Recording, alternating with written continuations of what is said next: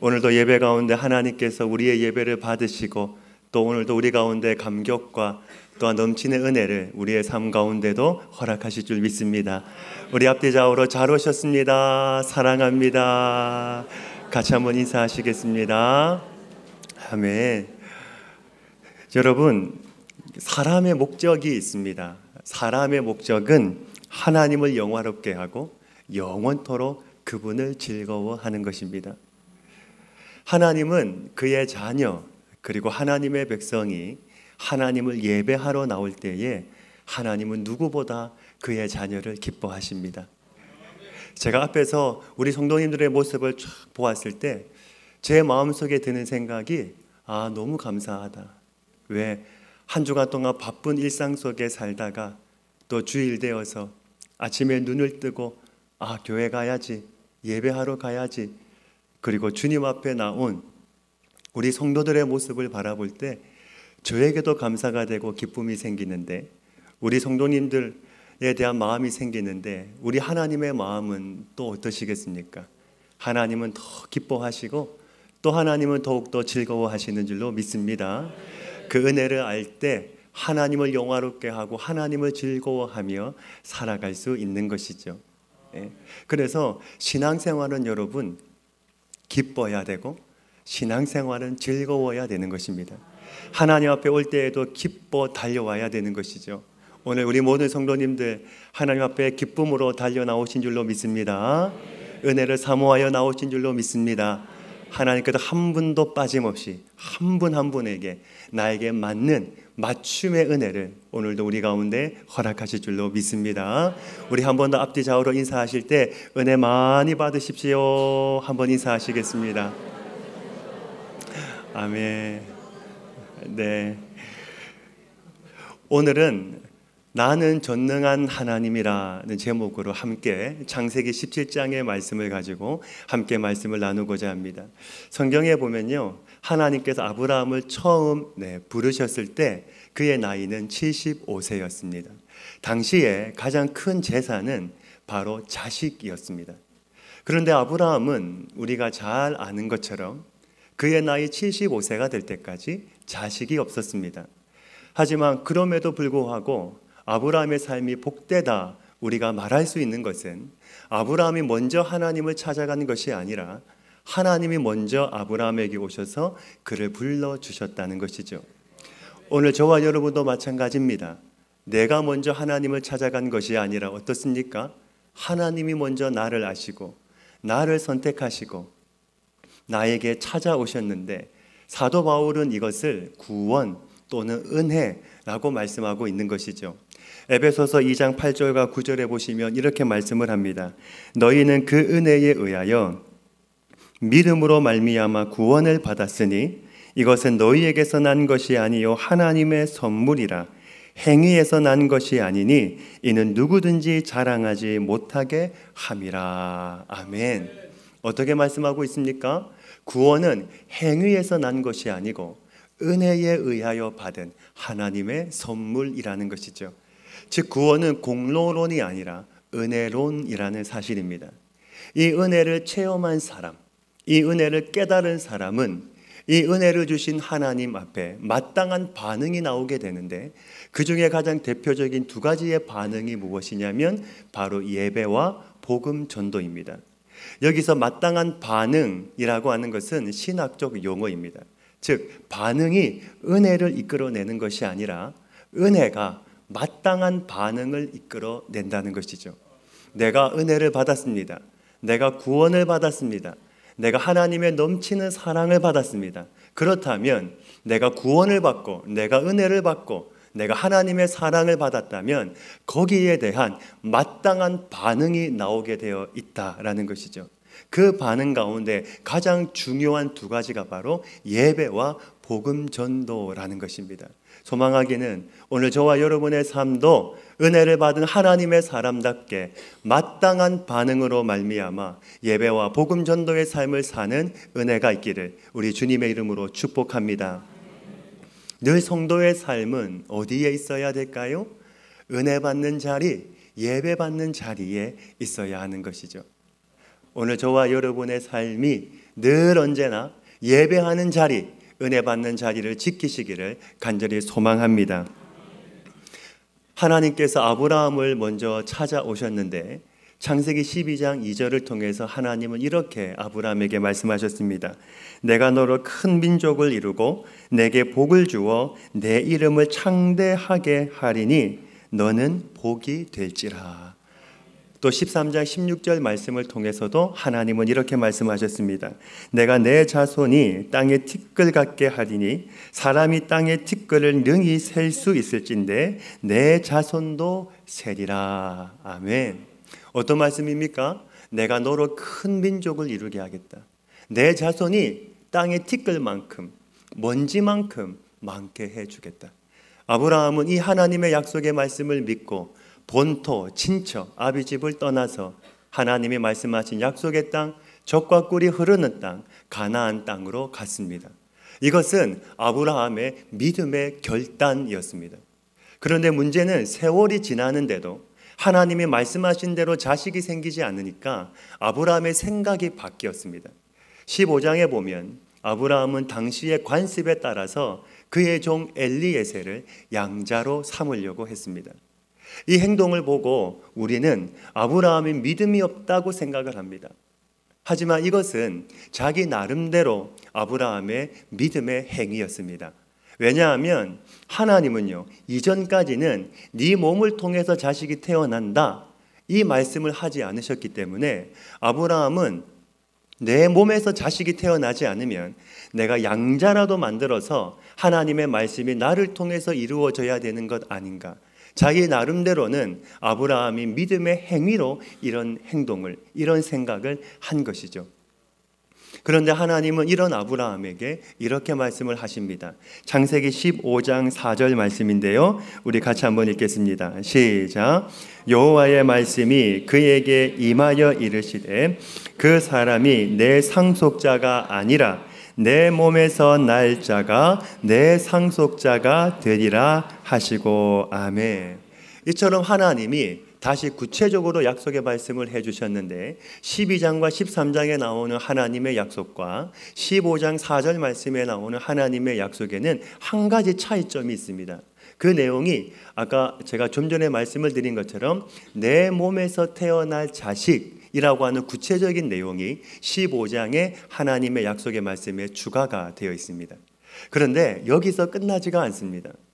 아브라함의 나이가 85세가 되었을 때 이번에는 사라에게 문제가 생겼습니다. 사라는 하나님께서 자기 남편 아브라함에게 네 몸을 통해서 자식이 태어난다 이 약속의 말씀을 하신 것을 사라는 알고 있었습니다. 이 말은 어떤 의미가 있을까요? 사라 자신을 통해서 자식이 태어나야 되는데 지금 사라의 나이는 아브라함보다 10살이 적은 75세였습니다. 결코 자식을 낳을 수 있는 나이가 아닌 것이죠. 어떻게 75세 된 여인이 자식을 낳을 수 있겠습니까? 즉 사라는 자기 때문에 남편에게 하나님의 약속, 하나님의 언약이 이루어지지 않는 것처럼 여겨져서 사라 역시도 인간적인 방법을 강구하게 됩니다. 그 방법이 무엇인가요? 우리가 잘 아는 것처럼 그의 집에 있는 여종 하갈을 남편에게 주어서 대신 아들을 낳게 하였던 것이죠. 사라가 믿음이 없어서입니까? 아닙니다. 사라 역시도 자기 나름대로는 이것이 믿음의 행위였습니다. 왜냐하면 당시 관습에 따라서 여종은 여주인의 소유였습니다. 즉 여종이 자식을 낳으면 그 자식은 그 종의 자식이 아니라 주인 소유가 되는 겁니다. 따라서 하갈이 아들을 낳으면 그 아들은 하갈 자신의 아들이 아니라 주인 사라의 아들이 되는 것이죠. 그렇게 하면 하나님의 약속의 말씀이 이루어지는 것처럼 생각을 한 겁니다. 아브라함의 입장에서도 이것은 반대할 이유가 없는 것이죠. 왜냐하면 자기 몸을 통해서 자기 씨를 통해서 자식이 태어나는 것은 똑같기 때문입니다. 하지만 여기서 한 가지 이유가 있습니다. 우리가 중요하게 생각해야 되는 것이 하나가 있는데 지금 아브라함과 사라의 실수가 무엇입니까? 우리도 늘 하는 실수인데 무엇이냐면 우리가 하나님을 믿는다고 할 때 그것은 하나님이 하신 말씀, 그 말씀의 본질 자체를 믿는 것인데, 지금 이들은 하나님이 하신 말씀의 본질은 제쳐놓고 하나님의 말씀을 이루기 위한 그 방법에만 모든 관심이 다 집중되어 있더라는 것이죠. 즉 무슨 말이냐면, 하나님이 아브라함에게 하신 말씀이 무엇입니까? 반드시 네 몸을 통해서 자식이 태어날 것이다. 그러면 이 몸은 누구의 몸일까요? 하나님이 말씀하시는 이 몸, 반드시 네 몸을 통하여 자식이 태어날 것이다. 이 몸은 누구의 몸을 가리킬까요? 창세기 2장 24절 말씀해 보시면 그 힌트가 나와 있습니다. 우리 창세기 2장 24절 말씀을 같이 한번 읽겠습니다. 시작. 이러므로 남자가 부모를 떠나 그의 아내와 합하여 둘이 한 몸을 이룰지로다. 아멘. 하나님은 남편과 아내의 몸을 서로 다른 두 몸으로 보지 않으셨습니다. 하나님은 한 몸으로 보셨습니다. 즉 네 몸을 통하여 자식이 태어난다 라고 하는 것은 아브라함과 사라의 몸을 통하여 자식이 태어나는 것을 말씀하는 것이죠. 다른 사람의 몸을 통하여 태어나는 것이 아닙니다. 그런데 이 말씀을 온전히 믿지 못했기 때문에 인간적인 방법으로 하나님의 말씀을 이루려고 하는 실수를 범했던 것이죠. 그 결과를 우리는 성경을 통해서 확인할 수 있는 것입니다. 오늘 저와 여러분도 이런 실수를 행할 때가 있지 않습니까? 하나님이 말씀하셨는데, 나에게 응답을 주셨는데, 나에게 사인을 주셨는데, 내가 그 하나님의 말씀을 믿지 못하고 신뢰하지 못하고 그 하나님의 약속의 말씀이 이루어질 때까지 내가 참고 인내해야 되는데, 여러분 믿음은요, 믿음은 인내하는 것입니다. 믿음은 여러분 기다리는 것입니다. 하나님이 하신 그 약속의 말씀이 이루어질 때까지, 하나님이 나에게 하신 그 은혜의 말씀, 언약의 말씀이 내 삶 속에 이루어질 때까지 내가 그 약속의 말씀을 믿는다면 그 말씀이 이루어질 때까지 인내하는 것입니다. 기다리는 것입니다. 그것이 바로 믿음인 줄로 믿습니다. 그런데 그것을 참지 못하고 인내하지 못하고 인간적인 방법으로 내가 하나님의 뜻을 이루려고 애쓰고 몸부림쳤을 때가 있지는 않습니까? 그런데 그때마다 한번 생각해 보십시오. 하나님의 말씀을 내가 인간적으로 이루려고, 인간적으로 내가 성취하려고 할 때마다 그 결과는 어떻습니까? 항상 그 결과는 실패였습니다. 항상 그 결과는 내가 생각했던 결과가 나오지 않습니다. 어쩌면 당연하죠. 하나님이 하신 약속의 말씀이면 하나님 뜻대로 이루어져야 되는데 내 생각대로, 내 판단대로 하려고 하니 그 방법이 이루어질 수가 없는 것이죠. 아브라함과 사라는 하나님의 약속의 말씀을 인간적인 방법으로 성취하려고 했습니다. 그러나 그 결과는 철저한 실패였습니다. 오늘 말씀이 이런 맥락 속에 이어지고 있는데 1절 말씀을 우리 다시 한번 읽겠습니다. 17장 1절 말씀입니다. 시작. 아브라함이 99세 때에 여호와께서 아브라함에게 나타나서 그에게 이르시되 나는 전능한 하나님이라 너는 내 앞에서 행하여 완전하라. 아멘. 16장 마지막 절 말씀을 보시면 아브라함의 나이가 86세였기 때문에 16장과 17장 사이에는 13년이라고 하는 공백이 있는 것을 알 수 있습니다.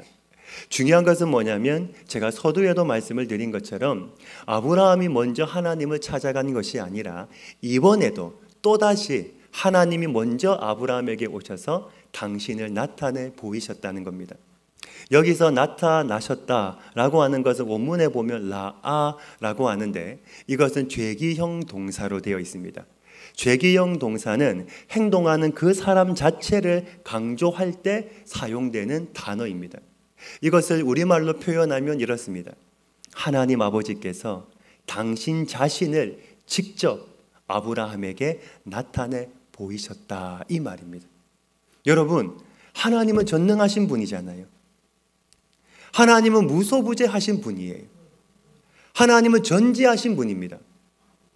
그 하나님이 한낱 피조물인 아브라함에게 당신 자신을 직접 나타내 보이실 이유가 무엇이 있겠습니까? 하나님이 당신을 아브라함에게 보이실 이유가 무엇이 있겠습니까? 그냥 하나님 말씀하시면 끝나는 것 아닙니까? 한마디 말씀이면 끝나는데 왜 하나님은 당신 자신을 직접 아브라함에게 나타내 보여주셨을까요? 나에게 적용하면 하나님은 오늘 우리에게도 당신 자신을 직접 나타내 보여주셨습니다. 은혜의 빛으로, 사랑의 빛으로, 구원의 빛으로 하나님은 당신 자신을 우리에게 직접 나타내 보여주셨기 때문에 오늘 저와 여러분이 하나님을 믿고 있는 것이죠. 1절 말씀을 보시면 하나님이 이렇게 말씀을 하십니다. 나는 전능한 하나님이라.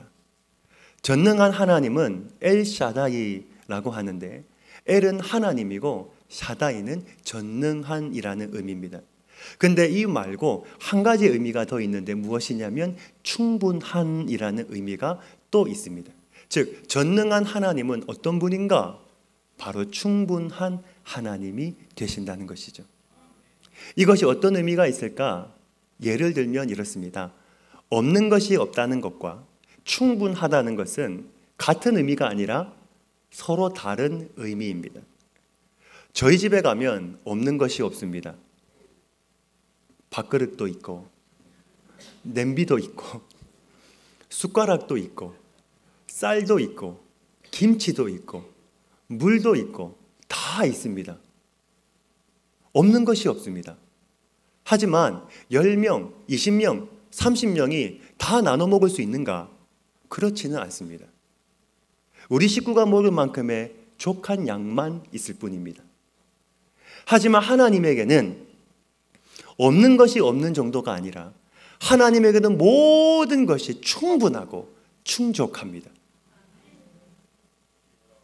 나에게 없다 할지라도 그분에게는 충분합니다. 세상 모든 사람이 다 먹고 남을 만큼 그분에게는 충분합니다. 이것이 바로 전능의 의미입니다. 오늘 저와 여러분이 믿고 있는 하나님, 신뢰하고 있는 그 하나님은 모든 것이 충분한 전능하신 하나님이신 줄로 믿습니다. 민수기 11장에 가면 이스라엘 백성들이 하나님께 고기를 달라고 원망했습니다. 그러자 하나님이 그래 좋다 내가 너희에게 고기를 주겠다 말씀하셨습니다. 그때 모세가 하는 말이 하나님 이렇게 많은 백성이 다 먹으려면 얼마나 많은 양의 고기가 필요한데 그 많은 양의 고기를 어디서 구할 수 있습니까? 하나님의 능력을 모세가 의심했습니다. 그때 하나님이 이렇게 말씀을 하십니다. 민수기 11장 23절 말씀인데요. 우리 같이 한번 읽겠습니다. 시작. 여호와께서 모세에게 이르시되 여호와의 손이 짧으냐 내가 이제 내 말이 내게 응하는 여부를 보리라. 아멘. 이 말씀이 무엇입니까? 나는 전능한 하나님이야. 모세야, 나는 충분한 하나님이야. 모든 백성이 다 먹고 남을 만큼 나는 충분한 하나님이야. 그 말씀을 하시는 겁니다. 오병이어도 마찬가지죠. 물고기 2마리와 보리떡 5개로 5,000명을 먹이시고 12바구니가 남았습니다. 뭘 말씀할까요? 나는 전능한 하나님이야. 나는 충분한 하나님이야. 그 말씀을 하시는 겁니다. 여러분, 오늘 저와 여러분이 믿고 있는 하나님은 작은 하나님이 아니세요. 오늘 저와 여러분이 믿고 있는 하나님은 전능한 하나님이세요. 충분한 하나님이세요. 우리가 기도하는 것보다 더 좋은 것으로, 내가 생각하는 것보다 더 큰 생각으로 하나님은 우리의 삶에 부족한 것들을 채워주실 수 있는 하나님이세요. 이 하나님을 믿으시기를 간절히 소망합니다. 목사님, 나는 기도해도 응답이 없는데 어떻게 합니까? 아무리 기도해도 내 삶에는 응답이 한 번도 없는데 어떻게 합니까? 이유가 무엇입니까? 하나님에게 문제가 있습니까? 나에게 문제가 있습니까? 정답은 몇 번입니까? 2번입니다. 나에게 문제가 있는 겁니다. 왜? 내가 하나님을 믿지 못하니까요. 내가 하나님을 믿는 것 같은데 100% 믿지 못하니까요. 전적으로 믿지 못하니까요. 전적으로 신뢰하지 못하니까요. 그 전능하신 하나님이 내 인생 속에 일하기를 원하시고 역사하기를 원하시고 내 삶 속에 하나님의 은혜를 부어주시기를 원하시는데 내가 그 하나님을 믿지 못하는데 어떻게 하나님이 내 삶 속에 은혜를 부어주시겠습니까? 은혜를 주시면 교만한데, 은혜를 주시면 내가 잘해서 된 것처럼 착각하는데 하나님 어떻게 주시겠습니까? 여러분 13년 만에 하나님이 아브라함에게 찾아오셨습니다. 16장과 17장 사이에는 13년의 공백이 있잖아요. 하나님이 13년 만에 아브라함을 찾아오셔서 하신 첫 말입니다. 그 첫 말이 무엇입니까? 당신 자신을 하나님이 처음으로 나타내 보이셨는데 그 말이 무엇입니까? 얘야 아브라함아, 나는 엘샤다이다. 나는 전능한 하나님이다. 왜 하나님은 당신을 엘샤다이로, 전능한 하나님으로 나타내셨을까요? 지금 아브라함과 사라가 뭘 믿지 못해서 자꾸 실족하는 겁니까? 하나님의 전능성, 충분성, 충족성, 그것을 믿지 못하기 때문에 그렇습니다. 이 시간 꼭 기억하시기를 바랍니다. 우리가 믿는 하나님이 전능하신 하나님, 충분하신 하나님, 충족하신 하나님이심을 믿지 못하면 우리는 참된 신앙인이 될 수 없습니다. 한 번 더 말씀을 드립니다. 우리가 믿는 하나님이 전능하신 하나님, 충분하신 하나님, 충족하신 하나님, 그 하나님을 믿지 못하면 우리는 참된 신앙인이라 할 수 없습니다. 이 사실을 믿지 못하면 우리 역시도 아브라함과 사라처럼 하나님의 말씀을 믿는다고 하면서도 믿음으로 인내하기는커녕 매번 인간적인 방법으로 그 믿음을 성취하려고 하는 실수를 범하게 되는 것이죠. 그러면서 이렇게 말씀하는 겁니다. 하나님 뜻대로 했는데 왜 안 됩니까? 본인 뜻대로 다 해놓고 본인 뜻대로 다 한 뒤에 마지막에는 그 책임을 누구에게 넘깁니까? 하나님에게 넘깁니다.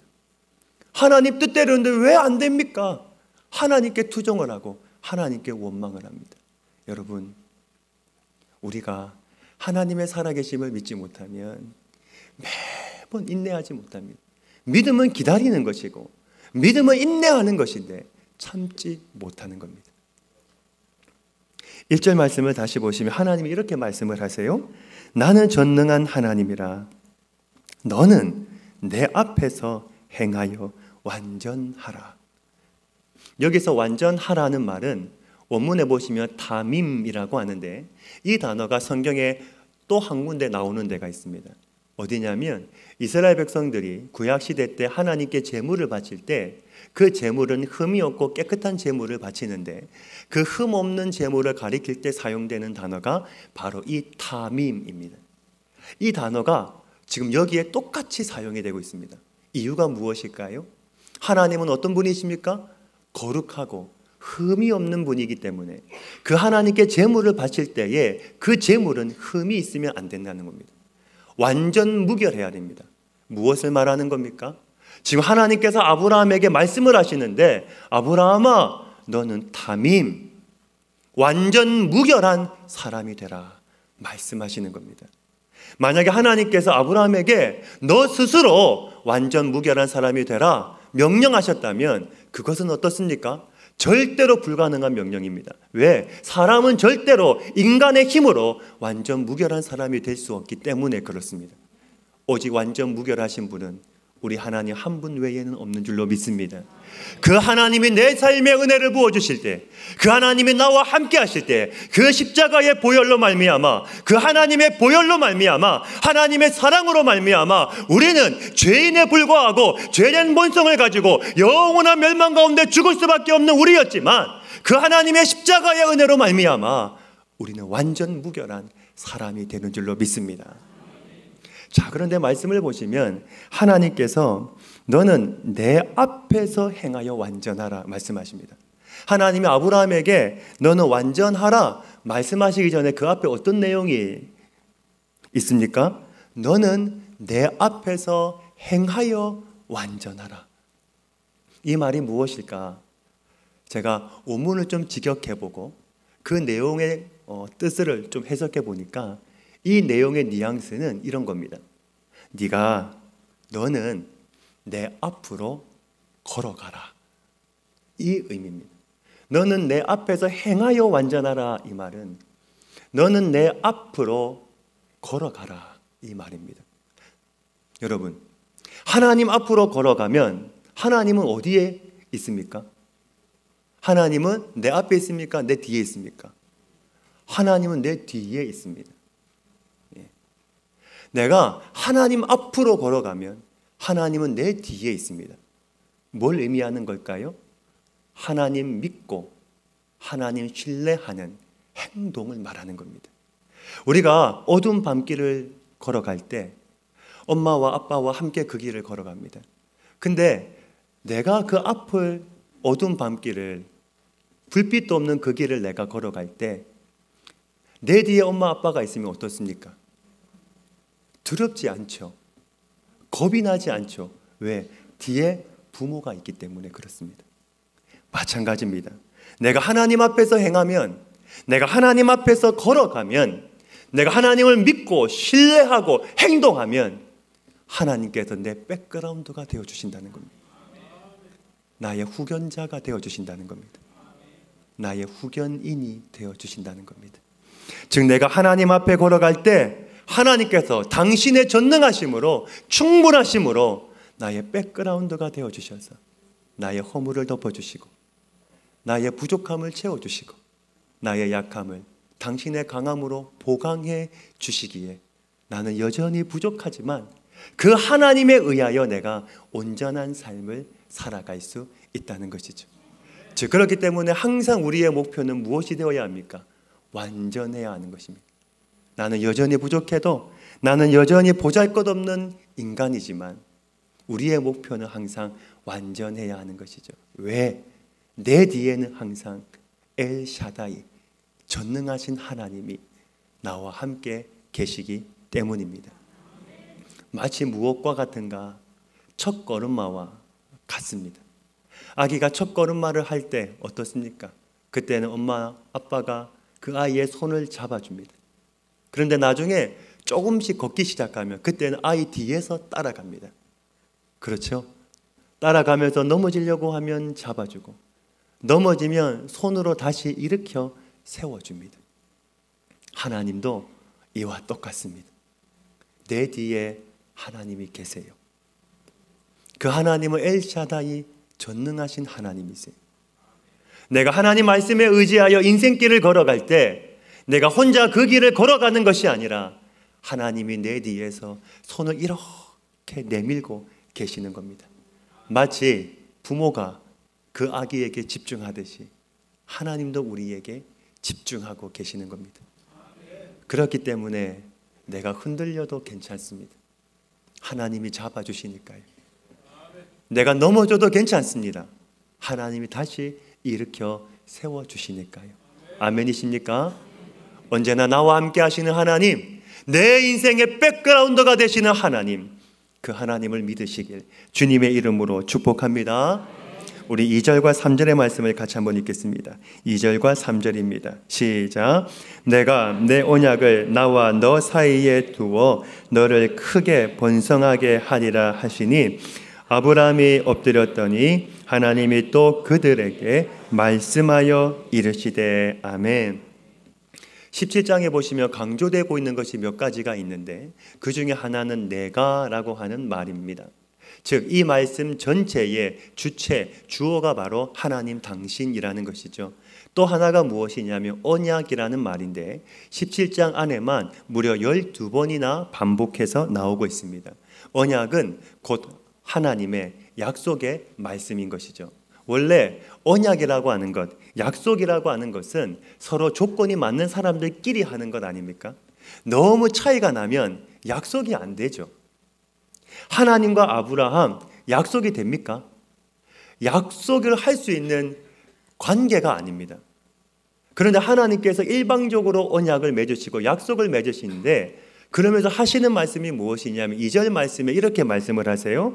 너를 크게 번성하게 하리라. 우리 성경에는 크게라고 하는 단어가 한 번 나와 있는데 원문에 보시면 메오드라고 해서 2번 반복해서 나오고 있습니다. 이것은 최상의 상태를 강조하는 겁니다. 지금 하나님께서 내가 너를 최상의 상태로 번성하게 해주겠다.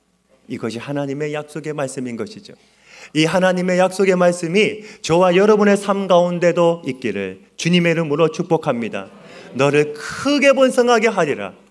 최상의 상태입니다. 내가 반드시 너의 삶을, 너의 인생을, 너의 가정을 크게 번성하게 하리라. 이 하나님의 약속의 말씀을 믿고 신뢰하시기를 주님의 이름으로 축복합니다. 이 말을 듣고 3절 말씀해 보시면 아브라함의 행동이 나오는데 3절 시작을 보시면 이렇게 말씀합니다. 아브라함이 엎드렸더니, 비로소 아브라함이 하나님 말씀 앞에 엎드렸습니다. 13년 동안 끊어졌던 하나님과의 관계였는데 하나님이 오셔서 아브라함에게 나는 전능한 하나님이라 말씀하시고 약속의 말씀을 주셨을 때 13년 만에 비로소 아브라함이 하나님 말씀 앞에 엎드렸습니다. 엎드렸다는 것은 하나님의 전능하심을 내가 믿고 순복한다는 것입니다. 지금 성경이 강조하고 있는 것이 무엇이냐면 아브라함의 행동입니다. 아브라함이 엎드렸다. 엎드렸더니 왜 이것이 중요할까요? 이 단어가 하나님과 인간의 관계를 잘 보여주는 단어이기 때문입니다. 하나님과 인간의 관계는 어떤 관계입니까? 하나님은 우리에게 말씀하시고 인간은 하나님 앞에 엎드리는 관계입니다. 내가 하나님 말씀 앞에 엎드리면 하나님의 말씀이 나를 지배합니다. 그 순간에 전능하신 그 하나님의 말씀이 내 삶 속에 성육신 되는 것이죠. 그 하나님의 말씀, 능력의 말씀, 그 살아있는 말씀이 내 삶 속에 성육신, 인카네이션, 내 삶 속에 임하여짐으로 말미암아 내 삶이 달라지고 내 생각이 달라지고 내 삶의 가치관이 달라지는 것입니다. 내가 나를 위하여 살고 내 인생을 위하여 내 욕심을 위하여 살던 그 사람이 이제는 하나님을 위하여 사는 인생으로 바뀌어지는 것이죠. 삭개오가 그렇지 않습니까? 돈을 위해서 살았습니다. 돈이면 무엇이든지 다 했습니다. 그런데 그런 삭개오가 주님을 만나고 나니 하나님의 말씀이 그의 심령 속에 임하고 나니 어떻게 되었습니까? 주님의 자녀가 되었습니다. 그의 인생이 달라졌습니다. 하나님의 말씀이 내 인생 가운데 들어오면, 내 삶 속에 들어오면 내 삶이 달라지는 줄로 믿습니다. 그런데 많은 사람들이 하나님을 믿는다고 하면서도 말씀을 믿지 못합니다. 말씀을 신뢰하지 못합니다. 그러니 하나님의 역사에 인간적인 방법을 사용하는 어리석은 삶을 계속해서 살아가게 되는 것이죠. 오늘 저와 여러분의 삶에 하나님의 말씀이 있습니까? 그 하나님의 말씀이 나에게 들릴 때 내가 모든 인간적인 방법, 내 아집, 내 생각, 내 고집 다 내려놓고 그 하나님 말씀 앞에 엎드리시길 주님의 이름으로 축복합니다. 하나님이 나에게 말씀을 주실 때 그때 엎드리는 겁니다. 하나님 말씀이 들려올 때 여러분 얼마나 복됩니까? 하나님의 말씀이 나에게 들린다. 그 말씀이 들려올 때 하나님 말씀 앞에 엎드리는 겁니다. 그래야 하나님의 말씀이 내 삶에 끊어지지 아니하고 계속해서 들려오는 겁니다. 왜? 하나님은 살아계시기 때문입니다. 아브라함이 하나님 말씀 앞에 엎드리니까 또다시 하나님의 말씀이 그에게 들려왔습니다. 그게 4절과 5절의 말씀입니다. 우리 4절과 5절의 말씀을 같이 읽겠습니다. 시작. 보라, 내 언약이 너와 함께 있으니 너는 여러 민족의 아버지가 될지라.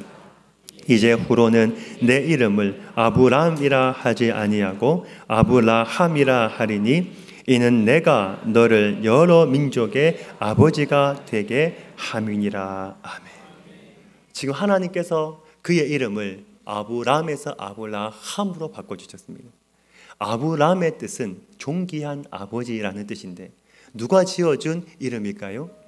아버지인 데라가 지어준 이름입니다. 데라가 아브람을 낳고 너는 존귀한 아버지가 되라. 그런데 아브람은 자식이 없었기 때문에 존귀한 아버지가 되지 못했습니다. 그런데 하나님은 그런 아브라함의 이름을 아브람에서 아브라함으로 바꿔주셨습니다. 뜻은 무엇인가요? 많은 무리의 아버지, 열국의 아버지라는 뜻입니다. 그런데 여기서 중요한 것은 무엇이냐면요, 이 단어가 다 완료형으로 되어 있습니다. 하나님이 말씀하시는 거예요. 너는 아브라함, 열국의 아버지가 될 거야. 앞으로 그렇게 될 거야. 이렇게 말씀하지 않으시고 지금 너는 이미 열국의 아버지다. 너는 이미 많은 무리의 아버지다. 지금 손에 잡히는 게 아무것도 없지 않습니까? 자식도 없지 않습니까? 그리고 나이 많은 노인에 불과합니다. 하나님, 나는 자식도 없습니다. 나는 그냥 노인에 불과합니다. 내가 어떻게 지금 내가 자식을 낳아도 그 자식으로 인하여 내가 어떻게 많은 무리의 아버지, 내가 어떻게 열국의 아버지가 될 수 있겠습니까? 근데 하나님 말씀하시니까 아니야. 내가 너를 열국의 아버지로 삼았어. 넌 아브라함이야. 하나님이 말씀하시고 결정해 주신 겁니다. 여러분, 하나님이 결정하시면 그대로 되는 줄 믿습니다. 하나님이 선택하시면 그대로 되는 줄 믿습니다. 하나님께서 선을 그으시면 그대로 이루어지는 줄로 믿습니다. 이 말씀을 묵상하는데 마치 이 말씀을 묵상하는 가운데 그렇다면 오늘 우리는 어떨까? 그게 제 마음속에 들어오는 겁니다. 하나님이 아브라함을 열국의 아버지 아브라함으로 여기셨다면 지금 이 시간 우리가 아무리 연약하고 부족하고 형편없고 보잘것없고 실수투성이의 인간이지만 세상은 나를 그렇게 바라볼지라도 하나님은 나를 그렇게 바라보지 않으시고 어떻게 해요?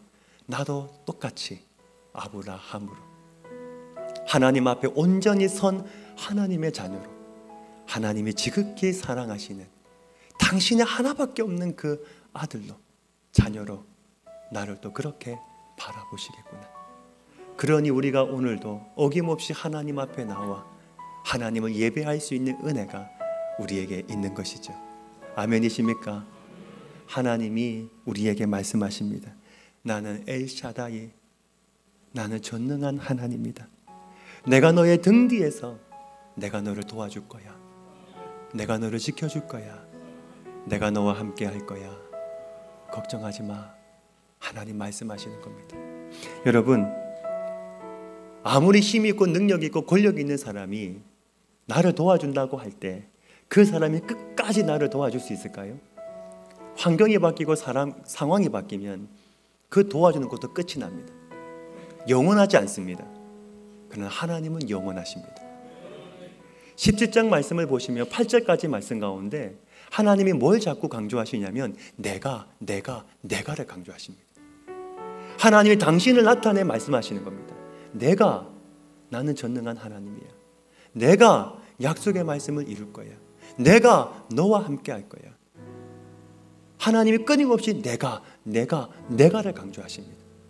그 하나님을 믿을 때 우리는 어떤 상황 속에서도 끝까지 굳건하게 하나님을 붙들 수 있는 줄 믿습니다. 아브라함은 땅을 차지하지 못했습니다. 그런데 그의 후손들이 그 땅을 얻고 나라를 세운 것처럼 하나님의 약속의 말씀은 반드시 이루어지는 줄 믿습니다. 우리 마지막으로 예레미야 29장 11절 말씀을 같이 읽겠습니다. 시작. 여호와의 말씀이니라.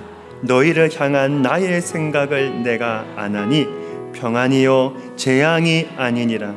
너희에게 미래와 희망을 주는 것이니라. 아멘. 하나님의 말씀입니다. 나의 생각을 내가 아노니 평안이요 재앙이 아니니라. 너희에게 미래와 희망을 주는 것이니라. 오늘 저와 여러분이 믿고 있는 하나님은 엘샤다이, 전능하신 하나님, 충분하신 하나님, 부족함이 없는 하나님이십니다. 그 하나님을 믿을 때 우리 이 거친 세상도 담대하게 살아갈 수 있는 줄 믿습니다. 이번 한 주간의 삶을 살아갈 때에도 전능하신 하나님, 충분하신 그 하나님을 믿고 의지함으로 말미암아 이 거친 세상 주님과 함께 동행함으로 승리하는 은혜가 저와 여러분의 삶 속에 있기를 주님의 이름으로 축복합니다. 아멘. 아버지 하나님, 전능하신 하나님을 믿습니다. 충분하신 하나님을 믿습니다. 그 하나님은 우리의 인생, 우리의 가정, 그리고 내 삶의 부족한 것들을 충분히 채워주실 수 있는 하나님이심을 믿습니다. 하나님 말씀하실 때 내가 인간적인 방법으로 움직이지 않게 하시고, 믿음은 인내하는 것이고 믿음은 기다리는 것이기에 하나님의 말씀하실 때까지 인내하고 기다릴 수 있는 은혜도 베풀어 주시옵소서. 늘 언제나 나의 등 뒤에서 나를 도우시는 그 하나님과 함께 이 거친 세상 승리하도록 하나님이 우리를 돌보아 주옵소서. 이 모든 말씀 예수님의 이름으로 기도하옵나이다. 아멘.